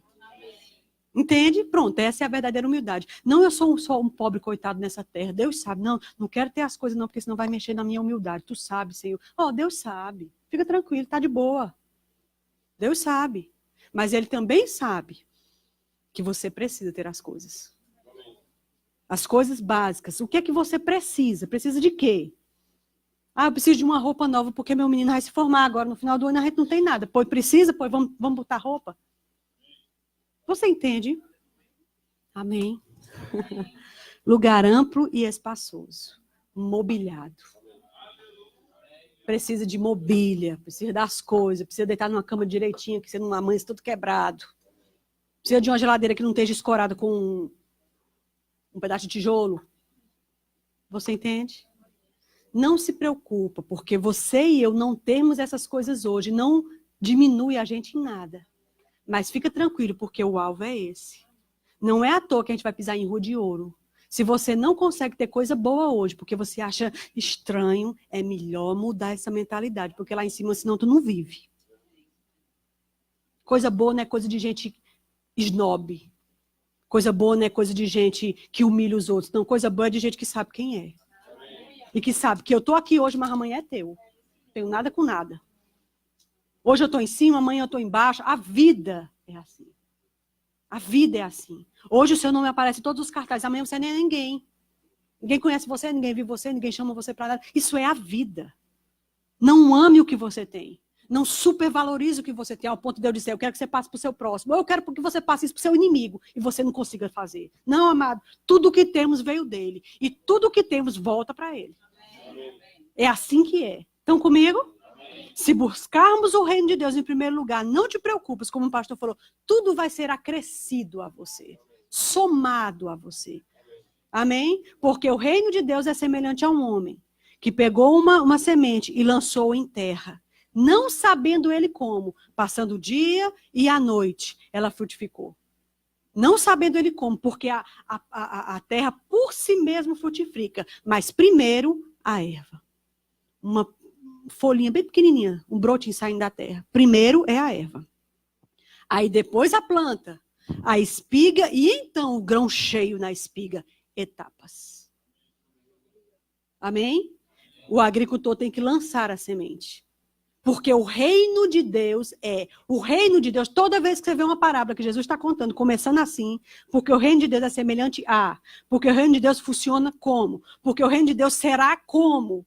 Quando ele fala das 10 virgens, ele diz, porque o reino de Deus será. Ou seja, ele está falando de uma coisa que vai acontecer daqui a pouco. Você entende? O cara já falou isso 2000 anos atrás. É um expert. Para bom entendedor, meia palavra basta. Fica atento, amado, não trata isso aqui de qualquer jeito. Porque não vai passar um tio nem um Y. Tudo isso aqui vai se cumprir. Estão comigo? Pensa sobre isso. Então, o reino de Deus é semelhante a um homem que jogou. O reino significa o funcionamento das coisas de Deus aqui na terra, no meio dos homens. O reino de Deus, aqui embaixo, ele funciona assim. Princípio. Eu planto, E vou, passa dia e passa noite. Ou seja, não é amanhã, não é daqui um mês, passa dia e passa noite. E não sabendo eu como, porque aquele terreno de fé, aquele terreno de semeadura, aquele terreno da palavra da fé, por si mesmo frutifica. Agora tem uma coisa, primeiro é a erva. Você já passaram da fase da erva. Já é erva aqui há muito tempo. A erva é tão frágil que o vento, a bichinha, é uma folhinha assim, ó. Uma erva, já passou da fase da erva, faz tempo. Você já está na fase da planta. Brotando espiga. E se você for ler o texto, ele diz assim, depois que está o grão cheio na espiga, quando amadurece, aí é que se lança a foice. E logo se colhe o fruto. Quer dizer, depois do grão cheio, ainda tem que amadurecer. Etapas.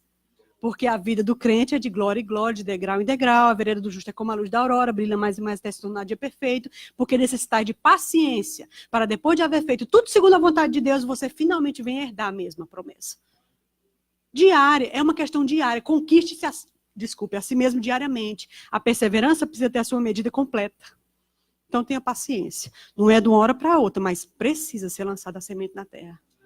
Não tem como eu esperar um grão cheio na espiga se eu nunca joguei nada. Não tem como eu exigir de Deus. Não, eu sou da fé. E eu declaro, vem a espiga, cheia de grão. Nunca plantei nada. Nunca comecei a semear nada. Mas na hora de exigir, o problema do verbiano é que ele exige demais. O problema do verbiano é porque ele é da fé. E Deus tem que fazer, porque eu estou declarando. Não, Deus não é seu empregado. Nós somos empregados dele. E ele é que diz o que a gente faz. E a gente faz. Cuidado para não inverter as coisas. Amém?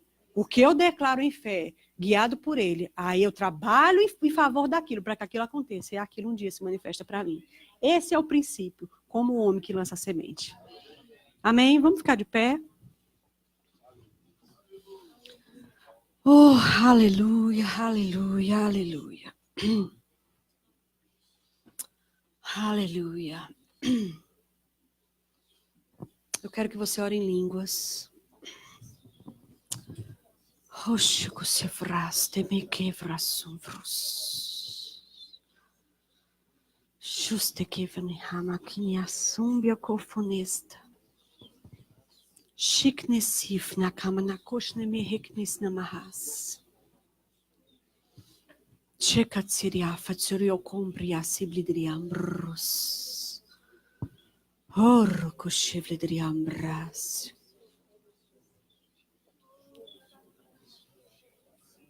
Aleluia. Kosheria sidriha. O bom agricultor, quando está perto de chover, ele sente o cheiro da chuva. Ele sabe quando a estação de chuva está chegando. Isso me lembra o profeta que mandou o moço ir olhar lá 7 vezes. Até que por fim ele disse, não, tem uma nuvenzinha pequena, da mão do homem, mas tem uma nuvem. Ele disse, pronto. Então eu sinto o cheiro de grande chuva. Perceba, igreja de Mesquita, o cheiro da chuva. Perceba o cheiro de grande chuva. Ah, mas ainda é pequeno demais. Ali é muito pequeno. O povo é muito pouco ainda. É muito pequeno. Num lugar muito desfavorável. Ah, o povo que mora ali vizinho não tem dinheiro, não. Ah, é num lugar muito simples. Ainda é pequeno como a mão de um homem. Mas Deus nem vê desse jeito. Deus vê que isso é cheiro de grande chuva. Porque se não tivesse nada, aí não tinha nada para acontecer. Mas se já tem coisas, então tem coisas para acontecer. Porque o reino de Deus é semelhante ao homem que lançou na terra uma semente. E foi e dormiu dia e noite, não sabendo ele como. Porque a terra por si mesmo frutifica. Primeiro a erva. Depois a planta, a espiga e então o grão cheio na espiga. E quando já está maduro, logo se lhe mete a foice. Não tem como esconder uma cidade que está posta sobre um monte. Não tem como acender uma candeia e guardar ela debaixo de uma cama. O que Deus já acendeu, Ele mesmo bota no velador para iluminar todos os que têm acesso àquele ambiente. O verbo Davi tem mesquita, ele vai ser colocado no velador. Velador significa um lugar alto, estratégico, dentro de uma casa, de um ambiente, de um local. Ele tem que botar no lugar alto e estratégico, para que todo mundo que entre naquele lugar, que chegue naquele lugar, consiga ver aquela luz. Colocado no lugar alto e estratégico. A questão não é o que Deus pode fazer, é o que você conseguir crer. Porque o mais interessado de que a palavra da fé se espalhe nesse lugar com força, com qualidade e com quantidade também é Deus. Nenhum ser humano aqui embaixo está mais interessado do que o próprio Deus. E Deus mesmo, com a ajuda dos homens, seus filhos, fará o que precisa ser feito. Ele mesmo abrirá as portas. Ele mesmo conduzirá as veredas. Deus mesmo tratará com o coração de pessoas. A Bíblia diz que o coração do rei está na mão do Senhor. Favor de Deus circula o justo como um escudo. Que o favor de Deus alcance a igreja de Mesquita. Até essa etapa está ótimo, maravilhoso. Mas que a próxima etapa das grandes chuvas possa nos alcançar com o coração humilde e quebrantado. Para que Deus possa dar continuidade àquilo que Ele deseja, do jeito que Ele deseja. É a vontade de Deus, não de homem nenhum. Não de homem nenhum, nem para a glória de homem nenhum, mas para Deus. Para arrebanhar o povo. Para arrebanhar o povo. Aleluia. Aleluia. Como Deus falou com Jonas. Naquele povo tem muita gente que não sabe distinguir a mão direita da esquerda. E eu não hei de ter compaixão do povo. Deus tem compaixão do povo. Da Baixada Fluminense. Que não sabe distinguir a mão direita da esquerda. Aleluia. E porque vocês tiveram compaixão também, Deus vai colocar vocês como um luzeiro. Aleluia. Muito obrigada, Senhor, porque assim é. Te agradecemos pela tua palavra que não volta vazia. Uma vez que ela é a tua palavra, ela não volta para você vazia. Mas ela vai cumprir aquilo para o que foi enviada. Seja assim na vida dessa igreja, seja assim no casal pastoral, no coração do casal pastoral, que eles sejam os primeiros a provar dessas coisas, que desça sobre a cabeça, depois escorre para as barbas e vai para as vestes. Primeiro é na cabeça, depois é no povo. Seja assim na vida do casal pastoral, no nome de Jesus. Amém. Você pode sentar. Pode vir, pastor. Foi um prazer estar com vocês. Amém? A gente se vê.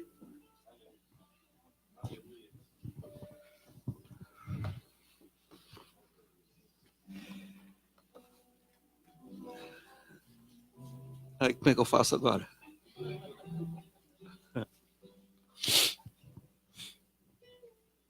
Aleluia. A gente pode orar? Você pode sentado mesmo, fechar os seus olhos. Obrigado, Pai. O Senhor é exagerado. E nós somos gratos por isso, Pai. Porque todo seu exagero nos favorece. Obrigado, Pai. Por um lugar amplo, espaçoso e mobiliado. Obrigado porque há um movimento nesse lugar para que isso aconteça. Os céus de Mesquita estão se movendo agora. Oh, aleluia. Aleluia. Obrigado, Senhor. Obrigado pela vida da Janaína, Pai. Sua família, pastor João Roberto, seus filhos. Pela igreja em Campina Grande, Pai. Aleluia. Obrigado, Senhor. Oh, aleluia. O Senhor é tão bom, Senhor. Obrigado, Pai, porque o Senhor tem cuidado de nós. Oh, aleluia. Obrigado por tudo aquilo que o Senhor tem para fazer na nossa nação, através da vida do pastor João Roberto, da Janaína, Pai.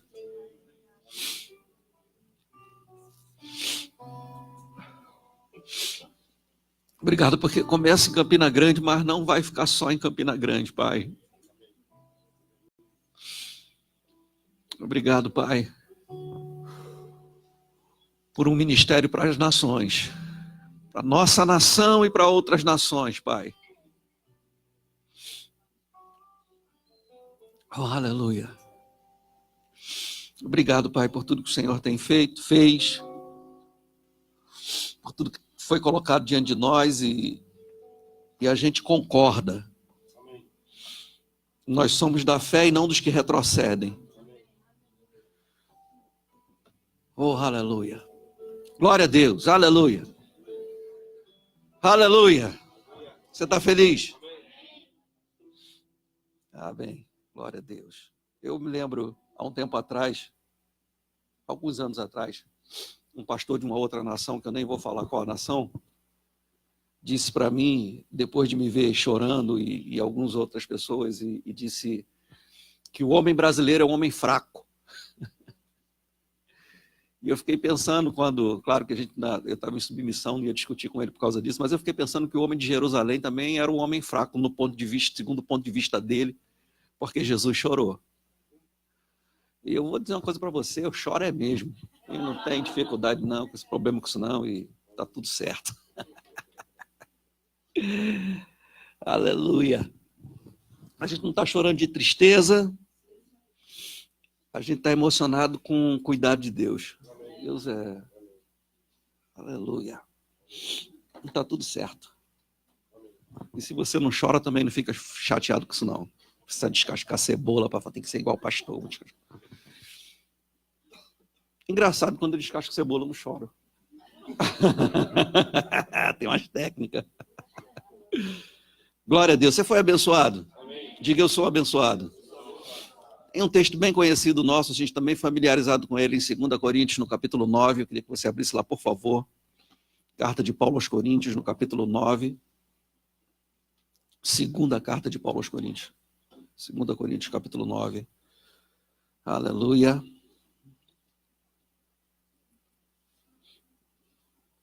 No capítulo 9, Paulo continua tratando de um assunto que ele começa a tratar no capítulo 8, e a gente sabe que esse texto, a partir do versículo 6 aqui, ele traz um entendimento muito claro com relação ao princípio da semeadura e da colheita.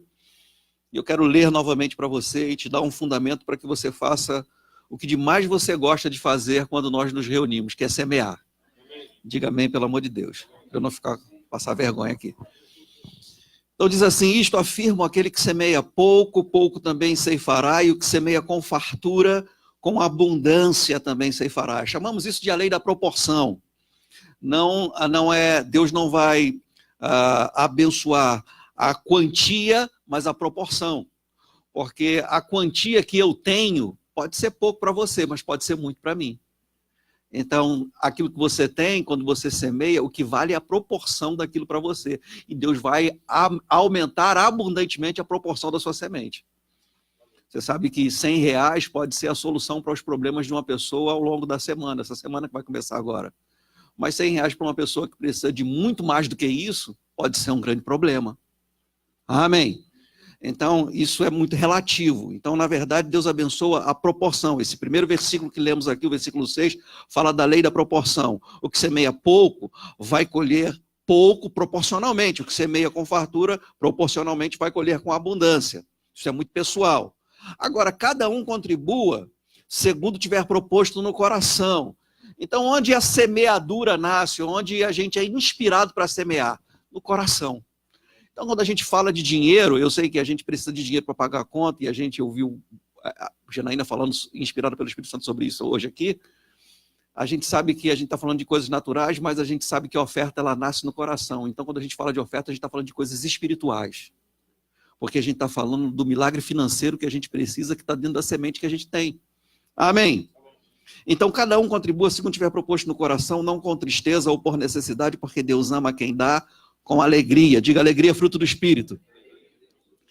Agora, eu sou apaixonado pelo versículo 8, que diz assim: Deus pode fazer-vos abundar em toda a graça, a fim de que, tendo sempre, em tudo, ampla suficiência, superabundeis em toda boa obra. A gente vê que no versículo 8 a gente tem aqui o caráter de Deus revelado, e a gente também vê o propósito da prosperidade. Sabe, não há limite para o que Deus quer fazer na sua vida financeira, a não ser se você não entender o propósito da prosperidade, que é toda a generosidade, que é fazer boas obras. Amém? Então Deus vai te abençoar muito. Você entende o princípio da semeadura e da colheita. Eu quero pedir você para ficar de pé. Nós vamos semear. E eu quero te desafiar mesmo a dar uma oferta generosa. Vamos usar da seguinte forma: o envelope, me ajuda aí, diaconisa. Então nós vamos usar o envelope vermelho para envelope vermelho. Dá um desconto aí, eu estou impactado ainda. Envelope vermelho, depois edita aí, vai ser a oferta para ministro. Vamos honrar a vida da Janaína. E o amarelo, você vai trazer o seu dízimo e sua oferta. A gente tem a maquininha lá atrás também, você pode fazer essa oferta na maquininha no débito, não no crédito. E você pode também fazer a oferta para a ministra no débito lá atrás. Só você falar com a diaconisa que é para isso, e a gente vai fazer a coisa chegar na mão da Janaína. Amém? Então é só fazer um sinal com a mão que a diaconisa leva para você. Aleluia. Quando você está se preparando aí para semear, para ofertar, eu quero te lembrar também que nós ainda continuamos recebendo as ofertas para o Rema. Você que tem sido guiado pelo Espírito, pessoas têm procurado a gente para ofertar, para semear no Rema. Eu vou dizer, o Rema é uma terra muito fértil. Então, se você tem sido guiado, é só falar com a Josi, com a Márcia ou com a Nega no final. Levanta a tua oferta bem alto para fazer raiva no diabo. Pai, nós te damos graças, louvamos o teu nome, Pai, porque nós somos um povo próspero, uma igreja próspera, e a nossa semeadura é a partir dessa vida de prosperidade que nós temos, Pai. Nós também queremos expressar a nossa gratidão com essas ofertas e dízimos, Pai, e nós cremos de todo o nosso coração, porque estamos fazendo isso com o propósito que a nossa colheita virá, Pai. E nós já te damos graças por nossa colheita abundante, em nome de Jesus. Então você pode sair do seu lugar, trazer a tua semente de fé. Aleluia. Glória a Deus.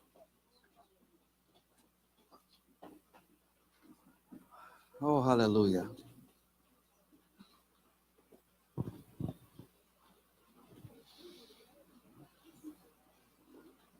Olha o cheiro de chuva. Ó, senta um pouquinho, a gente já está terminando já. Glória a Deus. Glória a Deus, aleluia. Quero agradecer aos nossos visitantes. Temos 2 visitantes aqui muito especial. Paulinho, que veio pela primeira vez aqui, e a diretora do Rema lá em Resende, a Leila, esposa do pastor Wellington, que vai estar ministrando aqui para a gente uma aula demonstrativa, a gente só vai agendar. Então está nos dando a honra da visita, deixando o culto lá em Resende para estar aqui com a gente. Então leva o nosso abraço, pastor Wellington. Eu fui muito abençoado lá, ensinei na última matéria do Rema em Resende, foi um tempo maravilhoso, fui muito bem recebido e muito honrado também lá. Então, amamos aquela igreja, o pessoal que ficava disputando quem ia comigo para poder conversar com o pastor Wellington. Porque foi uma benção. E a gente gosta de conversar sobre doutrina. Glória a Deus. Glória a Deus. Então eu quero te agradecer, você que veio e comprometido. Sim, eu ia dizer, está passando aqui. Eu quero agradecer aqueles que vieram hoje na parte da manhã. Hoje tivemos uma reunião maravilhosa e honramos a vida da Josi. Fizemos uma festinha surpresa para ela. E pela primeira vez, eu acho que em 15 anos a gente conseguiu fazer uma festa surpresa para ela. E a gente é muito feliz e eu quero agradecer a cada um que participou, que investiu, que se comprometeu, e foi muito bom. Mas o aniversário dela é só quinta-feira, então se você, eu não dei o presente, você pode dar na quinta, fica tranquilo. Uma bênção. Gente, a gente está com muita expectativa para tudo que Deus vai fazer na igreja e para o Rema que está chegando. E eu quero terminar anunciando que no dia 15, né, a gente vai estar recebendo aqui a professora Liliane Servati, que vai estar ministrando, dando uma aula demonstrativa, Justiça de Deus, não é? Não, é. Sim ou não? É. Justiça de Deus, que ela vai estar ensinando aqui. A gente vai preparar o cartaz para divulgar, mas convide pessoas, vai ser um tempo maravilhoso. E oportunidades como essas a gente não pode perder, a gente não pode trocar por nada. A gente precisa escolher a melhor parte. Muitos aqui escolheram a melhor parte, esse final de semana foi maravilhoso. Amém. Você pode ficar de pé, por favor? Aleluia. Vamos agradecer ao Senhor. Enquanto a gente vai fazer essa oração de ações de graças, se você tiver alguma enfermidade, alguma dor, alguma doença, coloca a mão sobre a parte do seu corpo que está enferma ou que você está com dor e a gente vai agradecer ao Senhor. Pode ter certeza que você vai receber da cura que já foi providenciada para você. Amém. Pai, te damos graças, louvamos o teu nome, obrigado por esse tempo maravilhoso, obrigado por esse evento, Pai, esses 3 dias com Janaína Albuquerque. Pai, a gente foi presenteado pelo Senhor, foi uma bênção a Janaína estar aqui com a gente. E a palavra que o Senhor nos deu foi a palavra certa que precisávamos usar, receber, e a gente sabe que o Senhor não erra nisso, né? E a gente é muito agradecido por isso, Pai. Agora te louvamos também, porque vamos voltar para a nossa casa guardados pelo Senhor, em perfeita segurança, em paz perfeita, e teremos uma semana muito próspera, uma semana cheia de oportunidades divinas, Senhor, uma semana onde teremos oportunidade de proclamar a sua palavra, de testemunhar do seu amor e do seu poder na nossa vida. Pai, nós estamos felizes por essas oportunidades, Pai. Te louvamos porque cada um dos teus filhos aqui, Pai, tem o Espírito de vida que ressuscitou Jesus Cristo dentre os mortos e que vivifica cada célula do nosso corpo. Por isso te agradecemos por nossa cura, sairemos daqui curado e manteremos essa cura em nome de Jesus. Você pode dizer amém? Dá um beijo em pelo menos 5.000 membros, vá em paz, seja abençoado pela prática da palavra.